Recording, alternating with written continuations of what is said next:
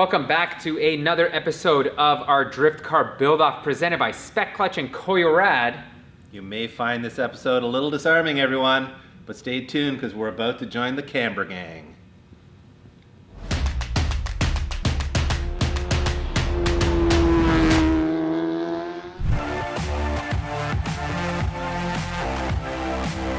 As you guys would have seen in our previous episode, we made some steering angle mods to the front end of the 350Z here using those GK Tech inner tie rods and spacers. And as our little map on the floor here demonstrated, we picked up a little bit over 10 degrees of steering angle, which was, I think, a pretty big difference to make for very little money spent. The downside, however, was that we had to add a 20 mil spacer to the wheel for the wheel to clear the lower control arm with that extra steering angle. And that's brought us out to a very, very flush setup. I don't think it's going to clear us. It's close, but yeah. It's close. It's tempting to kind of leave it or pull the fenders a bit and kind of hope for the best. But if you watched an earlier episode where we aligned the car at V2.0, we just didn't have enough camber in the front end, and we had too much camber in the rear end.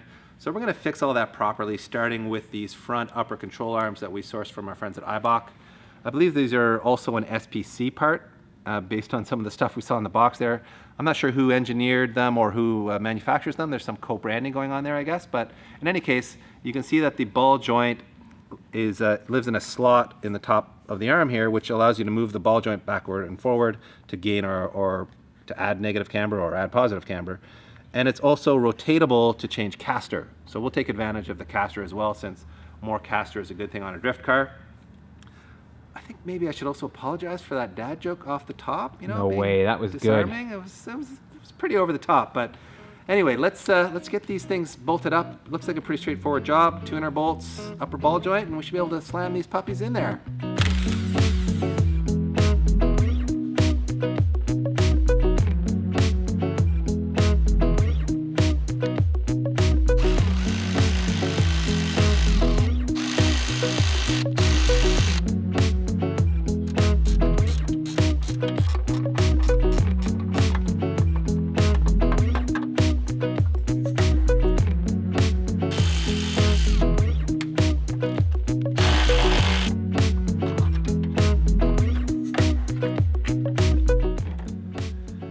That was a lot more work than I expected. 3 volts, huh? 3 volts.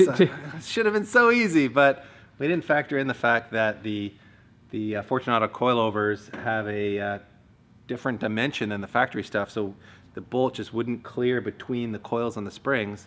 So we had to drop the whole coilover setup out just a little bit to get this last bolt out, but the job is done, and now we can reverse that process, installing those Ebrake/SPC arms. As you can see, the arm's in place, and we went ahead and preemptively maxed out the camber and torqued that to spec, because you can see it's very difficult to get a torque wrench in there otherwise. So we figured, let's just max it out, because we're probably going to want as much front camber as we can get anyway. And by the way, I should mention, Pete had these sweet 20 mil spacers, hub-centric, for a Nissan in his stash from the old S14, I guess. Told you, man, the stash always comes in through handy. every time. And look at all the time. Look at these fit on there. They're like, boom, mint. By the way, Pete, did your BMW come with AP brakes? Because my Z did. I think mine came with ones that said M on it. That's which pretty are good. Just as good, right? Good. Yeah, of course. Fair enough. Well, these are pretty sweet, though. All right, let's throw the wheel on, and we will see how we look here for camber and fender clearance. Woo! Damn, dude! I think we're good now, PT.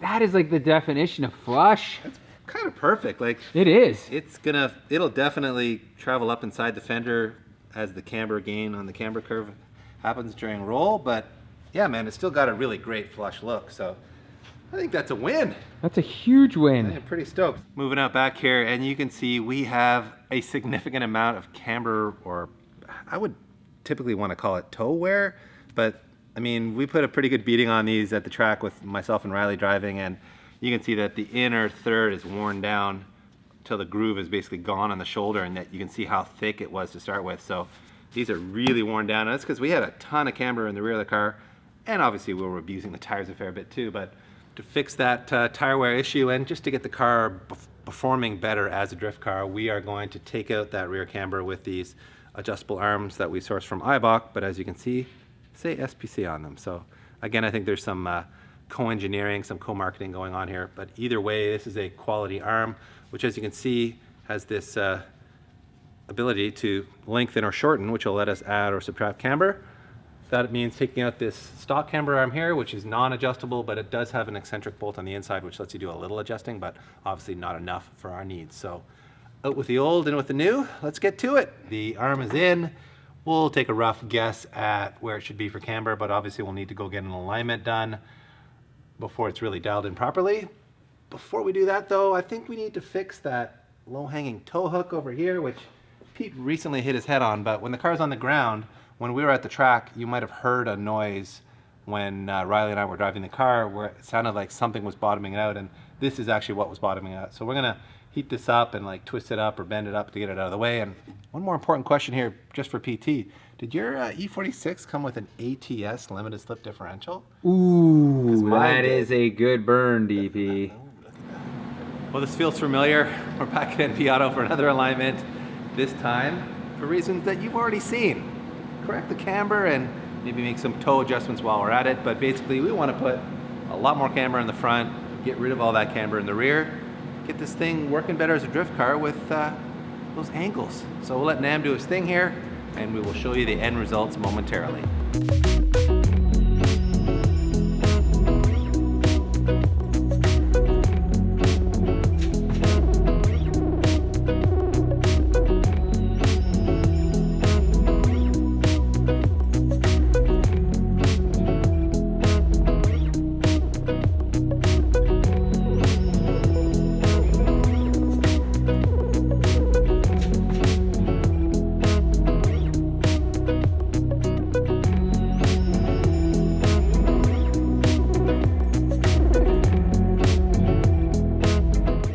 Confession time, we got a little lazy when we put these rear arms in. They actually come with these bolts and instructions for enlarging the hole on the other lower arm here to give us enough adjustability so that Nam, or whoever your alignment tech is, can get everything dialed in properly. We thought we'd have just enough adjustability here to get the camber out, but then we realized not only would we not have enough adjustability there, but without the adjustability here, we can't get the toe back into spec.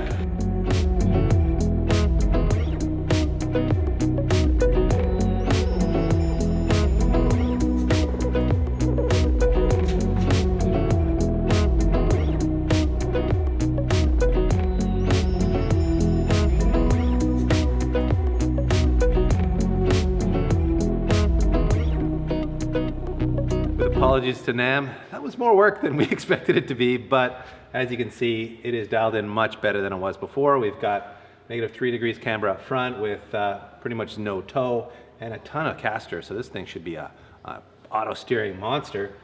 The rear camber, we didn't get out quite as much as we hoped we would, but the rear adjusters are maxed out. So we were a little over 3 degrees in the rear. Now we're to like 1.8, 1.7 in the rear.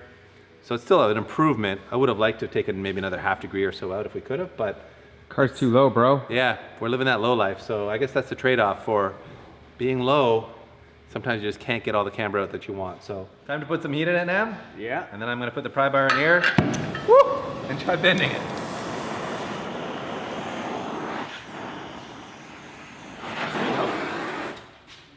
Oh yeah, she's gone. Yeah. Keep going. Keep going, DP. Yes, yes. Run out of space. I mean, that'll give us quite a bit more ground clearance, so it shouldn't be bottoming out anymore. And plus, we can light our legal in Ontario cannabis off that thing too. We're back at the shop, and there's one last job we'd like to do before this car goes to the racetrack, and that is do something about the Ebrake. As you can see, it's in a position where you just can't get your hand on it because the race seat prevents your arm from kind of getting down here.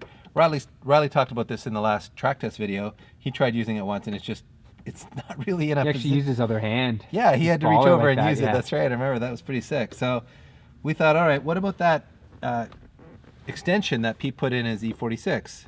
Here it is, and we thought, well, maybe this will fit.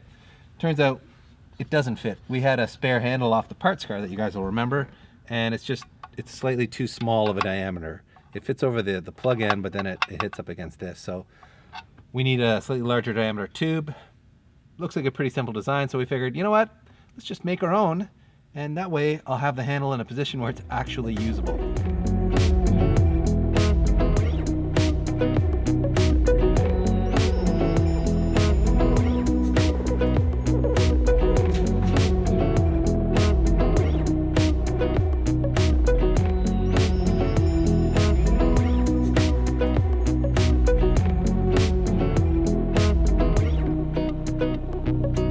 There it is, Pete's handiwork come to life.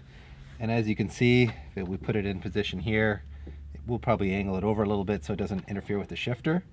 But it puts the handle in a position where I can actually get at it, and I should be able to pull it no problem with this, without this seat interfering. So next thing we need to do is actually trim the leather off of the factory shift lever here so that we can slide this on. All right, here goes nothing, everyone. See if this works. Oh, it actually cuts pretty good. It is a fresh new razor blade. Oh yeah, she's woo! All right, look at that, everybody. It's actually rubber, isn't it? Yeah, it's all rubber. Well, I think there's rubber and then leather. Some kind of like around the outside, faux leather yeah. on the outside, but all right. As you can see, we've put some set screws in here, and I am just gonna see if we can get them lined up with the groove in the inner handle here, where they sink in there and lock the whole handle in place.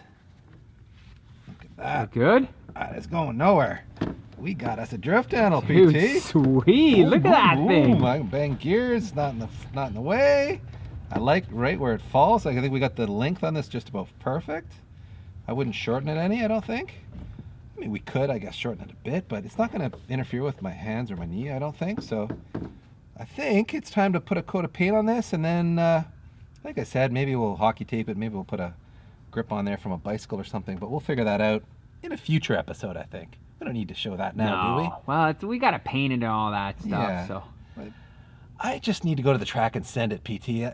I was too in my head last time I was drifting. I was trying to come in real slow and like make it oversteer on the throttle. This time I'm just going to go and rip hard like I would normally, because I'm used to letting a car slide when I'm at speed, and then I'll just start to add a little more angle from there. I think that's what's going to work for me.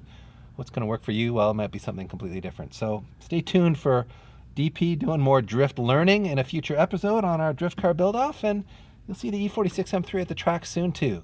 Alexa, stop music. It's a perfect song for I know. What is that? Here, we need to